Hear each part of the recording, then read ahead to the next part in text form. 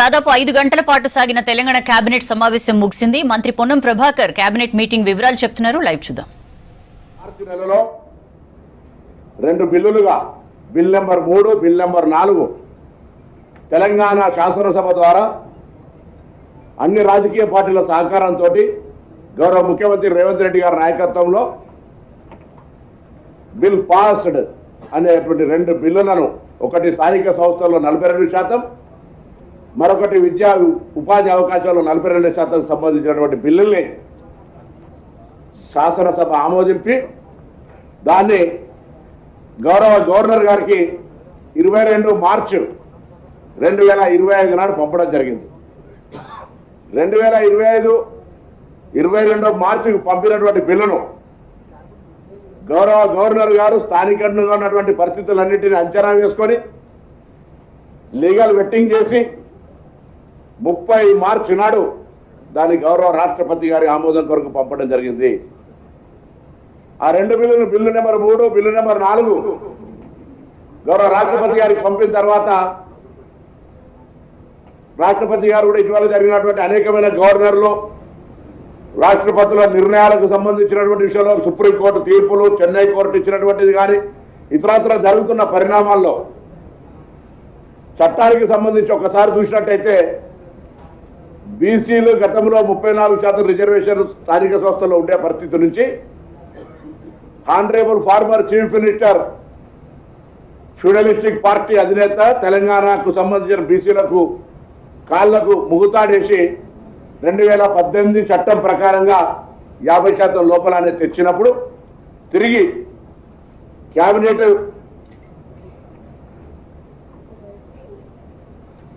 ఆర్డినెన్స్ను మళ్ళీ 10వ తారీఖు 7వ నెల మేము ఆర్డినెన్స్ చేశాం. గవర్నర్ గారికి 14వ తారీఖు 7వ నెల పంపడం జరిగింది. గవర్నర్ గారు బిల్లు సంబంధించిన పత్రికలో వస్తున్నటువంటి అవాస్తవాలు, దానికి సంబంధించి ఏం జరుగుతుందనేది మేము గవర్నర్ గారి దగ్గర నుంచి దాని వెంటనే ఆర్డినెన్స్ మేము అందులో ఎటువంటి అంశాలు లేకుండా 18/2000 చట్టం, పంచాయతీరాజ్ చట్టంలో ఉన్నటువంటి 50% క్యాప్ ఎత్తేస్తూ ఆల్రెడీ 42% ప్రతిపాదనలు పంపబడ్డాయి. మీరే వాటిని ఆమోదించి గౌరవ రాష్ట్రపతి గారు పంపినారు కాబట్టి దాన్ని తీసేయమని వారికి విజ్ఞాపన చేసినాం. తప్పకుండా వారి దగ్గర నుంచి సానుకూలంగా ఆమోదం వస్తుందని వెయిట్ చేస్తాను. ఇదొక వైపు. మరొక వైపు హైకోర్టు ఎన్నికలు నిర్వహించాలే తేదీలను ప్రకటిస్తూ ఉంది. మరోవైపు కేంద్రం నుంచి రావాల్సిన బిల్లులు, గ్రామ పంచాయతీల నిధులు పంచాయతీరాజ్ యాక్ట్ ప్రకారంగా రావడం లేదు. ఇటువంటి పరిస్థితుల్లో మా ప్రభుత్వం ఇచ్చిన మాటకు కట్టుబడి ఉండాలి. మా నాయకత్వం కూడా ఢిల్లీలో ఒక మాట ఇచ్చిన తర్వాత దాని ప్రకారంగా అమలు జరుపుతూ ముందుకు పోవాలనే ఆలోచనతోటి ఇటీవల ఢిల్లీ వెళ్ళినప్పుడు కానీ, రాష్ట్ర శాసనసభలో చర్చ జరిగినాడు కానీ, క్యాబినెట్లో జరిగినాడు కానీ అందరూ ముక్త కంఠంతో ప్రతి ఒక్కరు కూడా ఈ అభిప్రాయాన్ని స్పష్టంగా ఉన్నాం. రాష్ట్రపతి గారు ఇంకా కేంద్రం జోక్యం చేసుకొని ఆమోదింపజేయండి రాష్ట్రంలో ఉన్న బీజేపీ నాయకత్వానికి, కార్యకర్తలు సహా అందులో ఉన్నటువంటి బీసీల ప్రాతినిధ్యం వహిస్తున్నటువంటి అరవింద్ గారు, బండి సంజయ్ గారు, ఈటల రాజేందర్ గారు, కృష్ణయ్య గారు, లక్ష్మణ్ గారు, 5 బీసీ ఎంపీలు ఉన్నారు, పాయల్ శంకర్ గారు, వాళ్ళందరూ కూడా అడుగుతా ఉన్నాం రాష్ట్రపతి గారి దగ్గరనే దాన్ని తొందరగా చేయించుకొని రండి అని. అది కాక రామచంద్రరావు లాంటి వాళ్ళు విమర్శ చేస్తా ఉన్నారు. అసలు దానికి సంబంధించి వ్యతిరేకంగా మాట్లాడుతూ ఉంటుంటే నేను ఎక్స్పెక్ట్ చేసిన మేమందరం కూడా బీజేపీ లీడర్షిప్, బీసీ లీడర్షిప్ దాన్ని ఖండం చేసి బలైన వర్గాలకు మద్దతు ఇస్తాను. గతంలో మేము కేశవరావు గారు 2 చేతులు ఇచ్చి దండం పెట్టినారు. శ్రీగారి గారు, నేను, సురేఖక్క, మహేష్ గౌడ్ గారు అందరూ అనేక సందర్భాల్లో గౌరవ శాసనసభ్యులు, బలైన వర్గాలు, ఎంపీలు అందరం కూడా తెలంగాణలో ఆనాటి తెలంగాణ ఉద్యమం లాగా ఒక స్ఫూర్తిదాయకమైనటువంటి బలహీన వర్గాలకు సంబంధించిన అవకాశం వస్తుంది. మనం 1947లో స్వతంత్రం రాలే, 48లో మనం భారతదేశంలో విలీనమైనాం. దాని తర్వాత మళ్ళీ ఇన్ని రోజుల తర్వాత మనకు ఒక అవకాశం వస్తుంది అని అందరూ కూడా తెలంగాణ ఏర్పడ్డ తర్వాత బలహీన వర్గాలు తెలంగాణ ఏర్పాటుకు ఉద్దేశమో 90% పైన ఉన్న ఎస్సీ, ఎస్టీ, బీసీ మైనార్టీలకు సంబంధించినటువంటి స్టేట్ గా ఉన్నటువంటి తెలంగాణలో వారికి న్యాయం జరపాలనే ఈ ప్రక్రియలో రాజకీయ పార్టీలు అసేవికంగా వ్యవహరిస్తూ ఉన్నాయి, నిజాయితీగా ఉండలేవు. శాసనసభల బిల్లుల మద్దతు చెప్పారు, ఢిల్లీకి వచ్చినప్పటికీ మోకాలడ్డం పెడతారు, కడుపుల కత్తులు పెట్టుకొని అలుముకొని చంపాలనే ప్రయత్నం చేస్తున్నారు, రాజకీయంగా బదనాం చేసే ప్రయత్నం చేస్తారు. అయినా కాంగ్రెస్ పార్టీ కట్టుబడి ఉంది. అందుకే గౌరవ ముఖ్యమంత్రి గారు కేబినెట్ కూడా నిర్ణయం చేసినాం. ఆగస్టు 5, 6, 7 3 రోజులు గౌరవ ముఖ్యమంత్రి గారు అపాయింట్మెంట్ అడుగుతా ఉన్నారు. గౌరవ పార్లమెంటు ప్రతిపక్ష నాయకులు అపాయింట్మెంట్ అడుగుతారు. గౌరవ రాజ్యసభ ప్రతిపక్ష నాయకుడు కూడా రాష్ట్రపతి గారు అపాయింట్మెంట్ అడిగి దేశంలో ఉన్నటువంటి కాంగ్రెస్ పార్టీ మిత్రపక్షాలతో సహా 100 మంది ఎంపీల పైన రాజ్యసభ సభ్యులతో సహా తెలంగాణలో ఉన్నటువంటి ప్రతి శాసనసభ్యుడు, శాసనమండలి సభ్యుడు, ఎంపీలు, మంత్రులందరం కూడా 5, 6, 7 ఢిల్లీకి వెళ్తా ఉన్నాం. తెలంగాణలో ఉన్నటువంటి బీసీ మేధావులు, బీసీల నాయకులు, కుల సంఘాల నాయకులు ఆనాడు ఏ జాయింట్ యాక్షన్ కమిటీ వేసుకొని తెలంగాణ ఉద్యమం కొరకు పోరాడినో ఇవాళ ఇది ఒక కీలకమైనటువంటి దశ. గ్రామీణ ప్రాంతాల్లో మనకు వచ్చేటువంటి 42% రిజర్వేషన్ కాపాడుకోవడానికి, అమలు చేసుకోవడానికి ఒక అవకాశాన్ని వినియోగించుకునే బాధ్యత క్షేత్రస్థాయిలో ఉన్నటువంటి అన్ని కుల సంఘాలది, బీసీ సంఘాలది, బీసీ మేధావులది. మా చిత్తశుద్ధితో మేము ఉన్నాం. ఎక్కడ కూడా 1% డీవేర్ కాకుండా మా ముఖ్యమంత్రి గారు అనేక సందర్భాల్లో ఎన్ని విమర్శలు వచ్చినా, ఎవరిని చెప్పినా ఉప ముఖ్యమంత్రి గారు, సబ్ కమిటీ చైర్మన్, పిసిసి అధ్యక్షులు అందరూ కూడా టోటల్ క్యాబినెట్ మా నాయకత్వం రాహుల్ గాంధీ గారు మాట ఇచ్చినారు, దాన్ని అమలు చేయాలని చిత్తశుద్ధితో పోతా ఉన్నాం. అందుకే 5, 6, 7 నాడు అందరినీ రమ్మని కోరుతా ఉన్నాం. ప్రతి బీసీ బిడ్డ 42% రిజర్వేషన్ ఆకాంక్షించేవారు అందరూ ఢిల్లీకి రమ్మని కూడా కోరుతా ఉన్నాం. ప్రజలందరూ వస్తా ఉన్నారు. బీసీ సంఘాల ప్రతినిధులు, మేధావులు కూడా రండి. ఆర్గ్యుమెంట్ ఎలా 50% గ్యాప్ గురించి మాట్లాడే రామచంద్రరావు న్యాయవాది, ఇందిరా సహాని కేసులో స్పష్టంగా ఆర్గ్యుమెంట్స్ లో ఉన్నాయి. ఎప్పుడైతే ఎంపైరికల్ డాటా ఉంటుందో states can go move ahead అని చెప్పినారు. రాష్ట్రాలు స్వయంగా ముందుకు పోవడానికి అవకాశం ఉంది. మేము ఇలా ఊరికేనే వట్టి వేగ్గా మాకు ఇంత శాతం కావాలని అడుగుతలేదు. రాష్ట్ర ప్రభుత్వం 151 కూటమి చేసుకొని అన్ని రకాల చర్యలు తీసుకొని సమగ్రంగా కొంతమంది మిస్ అయినట్టు ఎక్కడ కూడా లీగల్ గా పొద్దున ఇబ్బంది జరగద్దని మా పేర్లు నమోదు చేసుకోలేదనే విమర్శలు వస్తే బీసీ మేధావుల ఆలోచన సలహా మేరకు మరొకసారి, రెండవసారి ఆన్లైన్ కానీ, మండల కార్యాలయాల్లో, ప్రజాసేవా కేంద్రాల్లో కానీ, లేదా మిస్డ్ కాల్ ఇచ్చే టోల్ ఫ్రీ నెంబర్ ద్వారా కానీ మేము మళ్ళీ నమోదు చేసుకున్నటువంటి సంఘటన. అందుకే ఇంత పారదర్శకంగా కామారెడ్డి డిక్లరేషన్ నుంచి ఇవ్వాలని జరిగిన కేబినెట్ దాకా 1% కూడా మా చిత్తశుద్ధిని ఎవరు శంకించేటువంటి పరిస్థితి లేకుండా Congress is for social justice, champion social justice, సామాజిక న్యాయానికి కాంగ్రెస్ సోషల్ జస్టిస్. అందుకే మళ్ళొక్కసారి ఇలా కేబినెట్ ఏకగ్రీవంగా ఇందుకు సంబంధించిన అంశాలన్నిటినీ డిస్కషన్ చేసింది విపులంగా. రాష్ట్రపతి గారి దగ్గర గత 30 మార్చి నాడు పోయినటువంటికి సంబంధించి బిల్లు దాటిపోతా ఉంది సమయము. ఒకవైపు కోర్టు తీర్పు ఎన్నికలు జరపమని, మరొక వైపు స్థానిక సంస్థల నిధులు లేక ఇబ్బంది పడుతున్నటువంటి పరిస్థితుల దృష్ట్యా గౌరవ రాష్ట్రపతి గారిని మళ్ళీ ప్రజలు అందరం వెళ్ళి వేడుకుంటా ఉన్నామమ్మా, ఈ బిల్లుకు తొందరగా ఆమోదం ఇవ్వండి. 50% క్యాప్ అనేది ఎప్పుడో ఈడబ్ల్యూఎస్ స్కీమ్ తర్వాత వెళ్ళిపోయింది. ఇవాళ కూడా రాష్ట్రంలో 29 బీసీ, 15 ఎస్సీ, 10% ఎస్సీతో 64% నడుస్తా ఉంది. కాబట్టి ఇదంతా కూడా క్యాప్ అనేటువంటిది ఒకసారి ఓపెన్ అయిన తర్వాత దానికి there is no limit. Empirical data ఉన్న తర్వాత ఎంపైరికల్ డాటా బేస్డ్ మీద పోవాలని ఇందిరా సహాని కేసుతో పాటుగా ఈడబ్ల్యూఎస్ ఆర్గ్యుమెంట్ లో కూడా ఉంది. కాబట్టి దయచేసి ఇందుకు సంబంధించి సహకరించండి. తప్పకుండా 5, 6, 7 అన్ని రాజకీయ పార్టీల 15 వర్గాల ప్రజలకు, అన్ని ప్రజాప్రజలకు అలా ఇర్రెస్పెక్టివ్.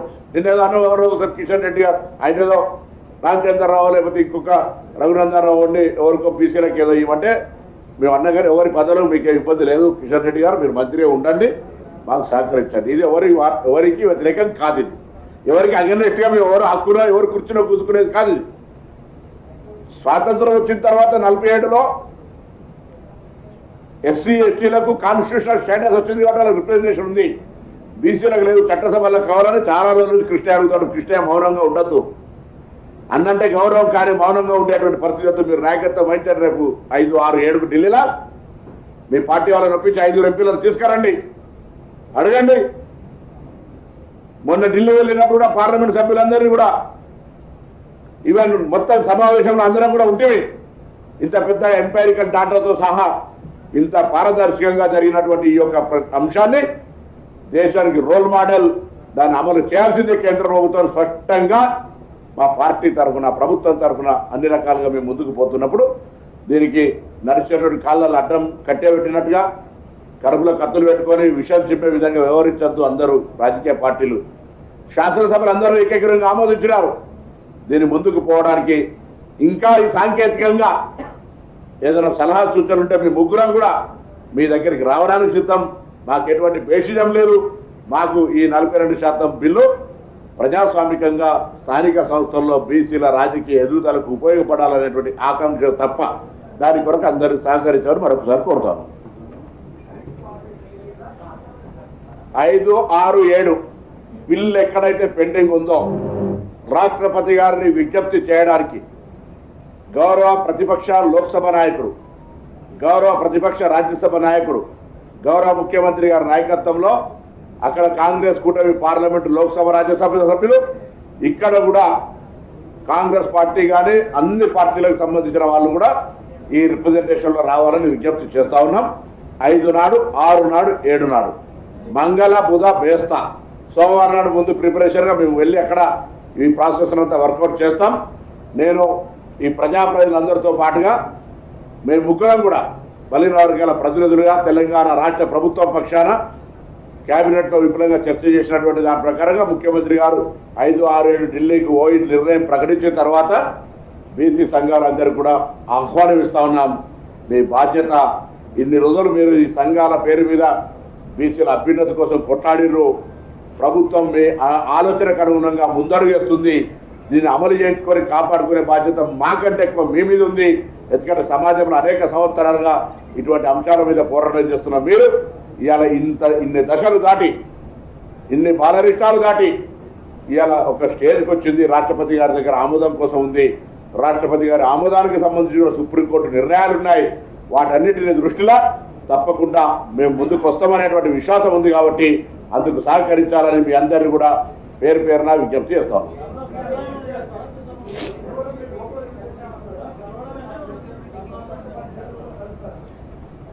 సామధాన భేద దండ ధర్నా చేస్తారని ముందే మేము పోయి 5, 6, 7 3 రోజులు పెట్టుకున్నాం కలిసి మా విజ్ఞాపన విని మాకు సానుకూలంగా స్పందిస్తే దండం లేదంటే మీరు సామధాన భేద దండ అన్నట్టుగా మా ప్రొటెస్టో నిరసనలో ఇప్పుడు అదే ముందు మాట్లాడారు పొరపాటు అవుతుంది కాబట్టి మేము విజ్ఞాపన రాష్ట్రపతి గారు విజ్ఞప్తి చేయడానికి పోతాం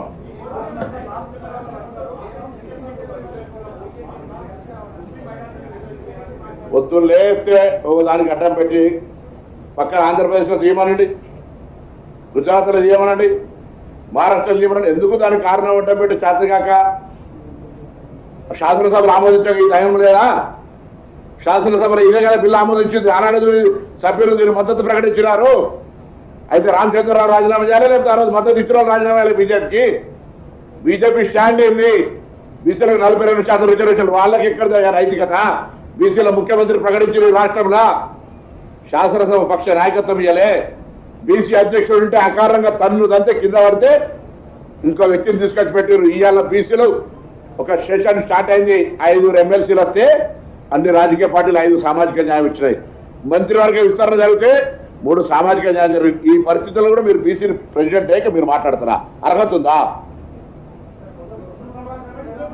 అరే ఇవన్నీ కారణాలు ఎందుకు చెప్తున్నాం కదా ఎవరు కుర్చీ గుర్తుకోవడానికి స్థానిక సంస్థల ఎన్నికలకు 42% అవకాశం ఇవ్వడం చోట మన ఇవంటారు కదా సామెతలు అవన్నీ ఎందుకు దయచేసి ముందు 42% అటువంటి చర్చ డైవర్షన్ పాలిటిక్స్ వద్దు 40 అందుకే మేము కిషన్ రెడ్డిని కూడా రాజీనామా చేయమంటలేము సహకరించమని అడుగుతాను ఆయన ఫీల్ కాగల అయితే రాజీనామా చేయమని ఏం అవసరం లేదు మాకు ఎవరి పోస్టులు 42% 5 ఎంపీలు ఉన్నారు 5 ఎంపీల బాధ్యత తప్పకుండా బీసీలు అనుకున్నప్పుడు ఇలా కాంగ్రెస్ పార్టీ చేసినా బీజేపీ పార్టీ చేసినా ఇంకోరు చేసినా కానీ బేసిక్గా ఒక ప్రాబ్లం ఉంది ఇంతకుముందు కూడా చెప్తే మండల కమిషన్ వచ్చినప్పుడు వాళ్ళు కమండలో తెచ్చినారు ఇవన్నీ చర్చ చేస్తున్నారు ఏది ఏమైనా తెలంగాణ ప్రభుత్వం కామారెడ్డి డిక్లరేషన్ నుంచి ఇవాళ రేపు 5, 6, 7 ఢిల్లీకి పోయేటువంటి కార్యక్రమంతో సహా నిబద్ధతతో ఉన్నాం మా బాధ్యత అందరూ సహకరించాలి దీని కొరకు సంవత్సరాల తరబడి ఉద్యమం చేస్తున్నటువంటి బీసీ సంఘాలందరూ కూడా కలిసి నా 5, 6, 7 ఢిల్లీకి రామని మరొకసారి కోరుతారా. నమస్కారం.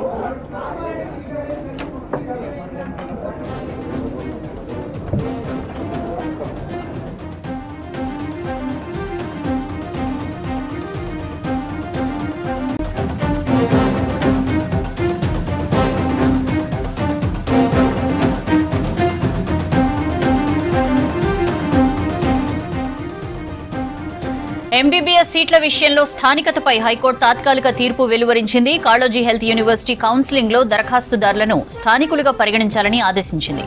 హైకోర్టు తీర్పుతో సుమారు 100 మంది అభ్యర్థులకు తాత్కాలికంగా ఊరట లభించింది. తుది తీర్పు వచ్చే వరకు రిజిస్ట్రేషన్లో చేర్చాలని ఉత్తర్వులిచ్చింది. గతేడాది హైకోర్టు ఇచ్చిన ఆర్డర్స్ ను ఫాలో కావాలని ఆదేశాలిచ్చింది. కాళోజీ హెల్త్ యూనివర్సిటీ రిలీజ్ చేసిన ప్రాస్పెక్టస్, నోటిఫికేషన్లను సవాల్ చేస్తూ హైకోర్టులో దాఖలైన పిటిషన్స్ పై విచారణ జరిపింది ధర్మాసనం.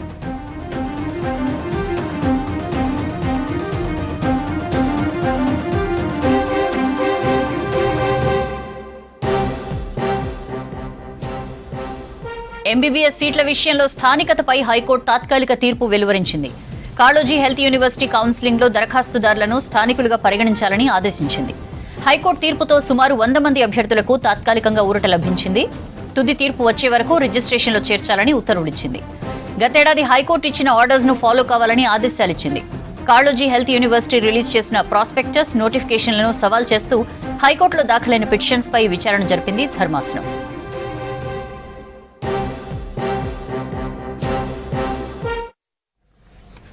పార్లమెంట్లో ఆపరేషన్ సింధూర్ పై హాట్ చర్చ జరుగుతోంది. పహల్గాం ఉగ్రదాడికి పాల్పడిన పాక్ కు తగిన బుద్ధి చెప్పామన్నారు రక్షణ మంత్రి రాజ్నాథ్. పీఓకేతో పాటు పాక్లోని ఉగ్రవాద స్థావరాలను కేవలం 22 నిమిషాల్లో ధ్వంసం చేసినట్లు చెప్పారు. 100 మందికి పైగా టెర్రరిస్టులను అంతమొందించినట్లు తెలిపారు. భారత సైన్యం ధైర్య శౌర్యాలపై విపక్షాలకు సందేహాలు అవసరం లేదన్నారు. భుజ్, ఉధంపూర్ ఎయిర్ బేస్ కు వెళ్లి తానే స్వయంగా సైన్యం సత్తా చూశానన్నారు రాజ్నాథ్ సింగ్. हमारी सेनाओं द्वारा की गई वेल कोऑर्डिनेटेड स्ट्राइक्स ने 9 टेररिस्ट इंफ्रास्ट्रक्चर टारगेट्स को प्रिसीजन के साथ, सटीकता के साथ हिट किया और इस सैन्य कार्रवाई में एक अनुमान के अनुसार 100 से अधिक आतंकवादी, उनके ट्रेनर, उनके प्रशिक्षक, उनके हैंडलर लश्कर-ए-तोयबा और हिजबुल मुजाहिदीन जैसे आतंकवादी संगठनों से संबंधित थे. मैं विपक्ष के सम्मानित साथियों से कहना चाहता हूं कि आपको प्रश्न पूछना है तो यह प्रश्न पूछिए, क्या ऑपरेशन सिंदूर सफल रहा? तो उसका उत्तर है हां. భారత్ పాక్ మధ్య సీజ్ ఫైర్ లో యుఎస్ ప్రెసిడెంట్ ట్రంప్ ప్రమేయం లేదన్నారు విదేశాంగ మంత్రి జైశంకర్. 11 ఏళ్ల ఎన్డీఏ పాలనలో విదేశాంగ విధానం మునుపెన్నడూ లేనంత పటిష్టంగా తయారైందన్నారు. టీఆర్ఎఫ్ ను ఉగ్ర సంస్థగా ప్రకటించేలా చేశామని చెప్పారు. క్రాస్ బార్డర్ టెర్రరిజంపై పోరాటంలో బ్రిక్స్ కూటమి సహా ప్రపంచ దేశాలు మద్దతు ఇచ్చాయన్నారు. ఉగ్రవాదం, చర్చలు కలిసి కొనసాగవని పాక్ కు తేల్చి చెప్పామన్నారు Jaishankar. We received phone calls sharing the impression of other countries that Pakistan was ready to cease the fighting. Our position was, if Pakistan was ready, we needed to get this as a request from the Pakistani side through the DGMO channel. That is exactly how that request came. At no stage in any conversation with the United States was there any linkage with trade and what was going on. Secondly, there was no call between the Prime Minister and President Trump from the 22nd of April when President Trump called up to convey his sympathy.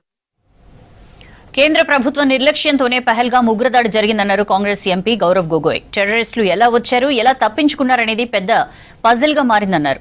ఉగ్రవాదులను ఎవరో తప్పించినట్లు స్పష్టంగా తెలుస్తోందన్నారు. పహల్గాం దాడి టైంలో Saudi నుంచి వచ్చిన మోదీ నేరుగా Bihar political సభలో పాల్గొనడం దారుణమన్నారు. దేశ రక్షణ కంటే మోదీకి రాజకీయాలే ముఖ్యమా అని ప్రశ్నించారు. పాక్ కు ఐఎంఎఫ్ సహా వివిధ సంస్థల నుంచి ఆర్థిక సాయం ఆపడంలో ప్రభుత్వం విఫలమైందన్నారు గొగోయ్. बहुत से जानकारी दी, लेकिन रक्षा मंत्री होने के नाते ये नहीं कहा कि पहलगाम में दहशतगर्द कैसे आए. प्रधानमंत्री मोदी जी, आपको अब सऊदी अरब में थे, आप जब वापस आते आपका पहला नैतिक कर्तव्य होता कि पहलगाम आप जाते. लेकिन आप पहलगाम नहीं गए, एक सरकारी कार्यवाही के लिए आप बिहार गए और चुनावी भाषण दिया। क्या सफल हुआ? आज ये खुद कह रहे हैं कि हमारा मकसद युद्ध का नहीं था। हम पूछना चाहते क्यों नहीं था, होना चाहिए था। పహల్గాం ఉగ్రదాడికి హోంమంత్రి అమిత్ షాయే బాధ్యత వహించాలన్నారు టీఎంసీ ఎంపీ కళ్యాణ్ బెనర్జీ. దేశంలోకి టెర్రరిస్టులు చొరబడుతుంటే intelligence department, NSA, Ajit Doval ఏం చేస్తున్నారని ప్రశ్నించారు. పాక్ను పేల్చేస్తాం, కూల్చేస్తామనే మోదీ సీజ్ ఫైర్ వెనుకున్న నిజాన్ని బయటపెట్టాలని డిమాండ్ చేశారు.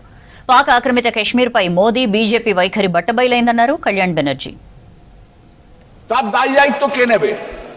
এই দায়ী দায়িত্ব নিতে হবে প্রধানমন্ত্রীকে, এই দায়ী দায়িত্ব নিতে হবে হোম মিনিস্টারকে। 140 কোটি মানুষের কাছে হাত জোর করে ক্ষমা চান, আপনাদের নেগলিজেন্সির জন্য 26 জন লোক মারা গেছে। What Ajit Doval was doing, ওনাকে মোটামুটি ট্রান্সফার করে দিয়েছেন, ব্র্যান্ড করে দিয়েছেন, ব্র্যান্ডেড। তা কি করছিল ইন্টেলিজেন্স ডিপার্টমেন্ট? ব্যর্থ।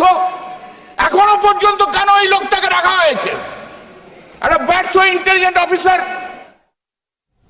కేంద్ర మాజీ మంత్రి స్వర్గీయ జైపాల్ రెడ్డి విలువలతో కూడిన రాజకీయాలు చేశారన్నారు మంత్రులు. ఆయన జీవితం నేటి యువతకు ఆదర్శమని చెప్పారు. పత్తి విత్తనాల ఉత్పత్తిలో దేశంలోనే గద్వాల ఫస్ట్ ప్లేస్ లో ఉన్నట్లు చెప్పారు.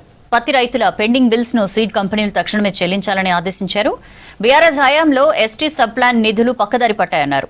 అటు ఎంబీబీఎస్ కౌన్సిలింగ్ లో స్థానికత ఇష్యూపై మంత్రులు ఫోకస్ పెట్టారు.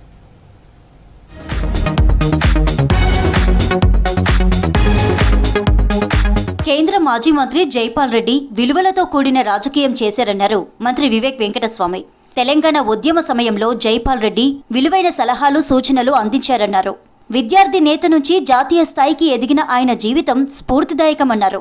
జైపాల్ రెడ్డి 6వ వర్ధంతి సందర్భంగా నెక్లెస్ రోడ్డులోని స్ఫూర్తి స్థల్ దగ్గర నేతలతో కలిసి నివాళులర్పించారు మంత్రి వివేక్. రాజకీయాలలో వ్యక్తిగతంగా ఇవన్నీ కూడా మనము చర్చించే అవసరం ఉన్నది. వారు నిజంగానే స్టూడెంట్ లీడర్ నుంచి యూనియన్ మినిస్టర్ అయ్యే వరకు ఎప్పుడు విలువల గురించి, డెమోక్రసీ గురించి కొట్లాడడం జరిగింది. ఎట్లా తొందరగా తెలంగాణ రావాలని చెప్పి వారి సలహా తీసుకునేవారు. తెలంగాణ రాష్ట్రం కోసం కేంద్ర మాజీ మంత్రి జైపాల్ రెడ్డి ఎనలేని కృషి చేశారన్నారు మంత్రి కోమటిరెడ్డి వెంకటరెడ్డి. హైదరాబాద్కు మెట్రో ఆయన వల్లే వచ్చిందన్నారు. ప్రపంచ దేశాలు గుర్తించే నాయకుడు జైపాల్ రెడ్డి అని కొనియాడారు. పాలమూరు రంగారెడ్డి లిఫ్ట్ ఇరిగేషన్ ప్రాజెక్టుకు ఆయన పేరు పెట్టామన్నారు మంత్రి కోమటిరెడ్డి వెంకటరెడ్డి. నేటి యువతకు కేంద్ర మాజీ మంత్రి జైపాల్ రెడ్డి ఆదర్శమన్నారు మంత్రి పొన్నం ప్రభాకర్. స్ఫూర్తి స్థల్లో నివాళులర్పించారు మంత్రులు. ప్రతిపక్షంలో ప్రభుత్వానికి ప్రజల కోసం పోరాడుతూ, అధికార పక్షంలో ఉండి దేశాభివృద్ధి కోసం, ముఖ్యంగా మన హైదరాబాద్ తీసుకుందాం, ప్రపంచ స్థాయి మెట్రో వచ్చిందంటే అది ఓన్లీ జైపాల్ రెడ్డి గారి కృషిని. లేదా అర్బన్ డెవలప్మెంట్ మినిస్ట్రీగా అనేక ముఖ్య పట్టణాల్లో అండర్గ్రౌండ్ డ్రైనేజ్తో పాటుగా అనేక కార్యక్రమాలు కానీ వారు ఎప్పుడు కూడా అభివృద్ధికి సంబంధించిన విషయంలో కూడా ఒక నిబద్ధతతో వ్యవహరించేవారు. మనం పార్లమెంట్ సభ్యులుగా అనేక సందర్భాల్లో అనేకమైనటువంటి రిఫార్మ్స్ తీసుకొచ్చి బెస్ట్ పార్లమెంటరీనే కాక నాయకత్వానికి అందరికీ కూడా అందుబాటులో ఉండేటువంటి జైపాల్ రెడ్డి గారిని ఈ తర్వాత ఆదర్శంగా తీసుకోవాలని ఆకాంక్ష. పత్తి విత్తనాల ఉత్పత్తిలో గద్వాల రైతులు దేశంలోనే ప్రథమ స్థానంలో ఉన్నారన్నారు మంత్రి తుమ్మల నాగేశ్వరరావు. గద్వాల జిల్లా పత్తి రైతులకు వెంటనే పెండింగ్ బిల్లులు చెల్లించాలని సీడ్ కంపెనీలను ఆదేశించారు. రైతులకు లాభం, సౌకర్యం, సంక్షేమానికి సర్కార్ ప్రాధాన్యం ఇస్తున్నట్లు తెలిపారు మంత్రి తుమ్మల.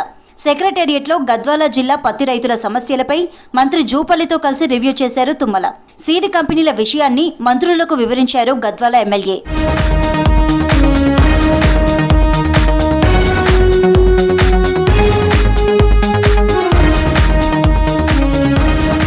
గత 10 ఏళ్లలో చేసిన తప్పులను సరిదిద్దుతున్నామన్నారు మంత్రి సీతక్క. బీఆర్ఎస్ హయాంలో ఎస్టీ సబ్ ప్లాన్ నిధులు పక్కదారి పట్టాయని ఆరోపించారు. ఎస్టీలకు కేటాయించిన నిధులను వారికే ఖర్చు చేయాలని చెప్పారు. ఎస్టీ సబ్ ప్లాన్ నిధులు పక్కదారి పట్టిస్తే ఏజెన్సీలు వెనుకబాటులోనే మగ్గిపోతాయన్నారు. హైదరాబాద్ దామోదర సంజీవయ్య సంక్షేమ భవన్లో గిరిజన సంక్షేమ సలహా మండలి 7వ సమావేశానికి డిప్యూటీ స్పీకర్ రామచంద్ర నాయక్తో కలిసి హాజరయ్యారు మంత్రులు సీతక్క, అడ్లూరి లక్ష్మణ్. 5 సంవత్సరాల తర్వాత గిరిజన సలహా మండలి సమావేశాన్ని ఏర్పాటు చేశారు ట్రైబల్ వెల్ఫేర్ శాఖ అధికారులు. గత ప్రభుత్వం గిరిజన సలహా మండలి సమావేశాన్ని పూర్తిగా విస్మరించిందని ఆగ్రహం వ్యక్తం చేశారు సంక్షేమ శాఖ మంత్రి అడ్లూరి లక్ష్మణ్. నిరంతరం ఈ వెనుకబడ్డ వర్గాలను అభివృద్ధి పదంలోకి తీసుకురావాలన్నటువంటి లక్ష్యంతో పనిచేస్తూ ఉన్నారు.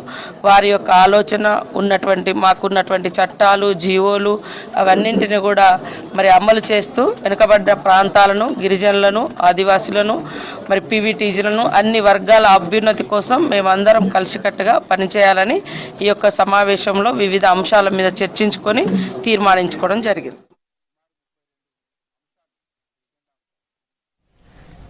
That's all for now.